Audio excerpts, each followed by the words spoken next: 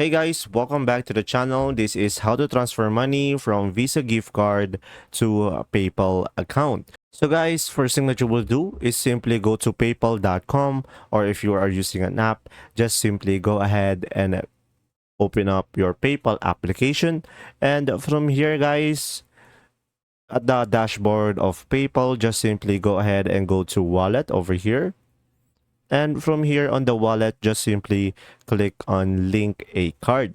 And from here, guys, just simply provide the details of your Visa card, including the debit or credit card number and the card type over here.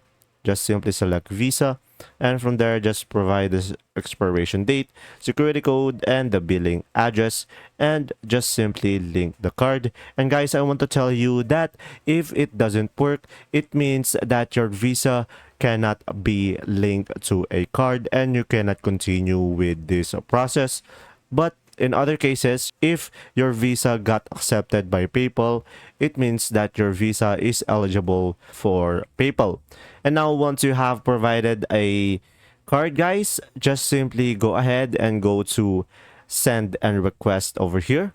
And after that, guys, just simply send it to yourself. So if you have a second account, just simply provide the email of that account, or you can just call a friend and send it to your friend who you trust.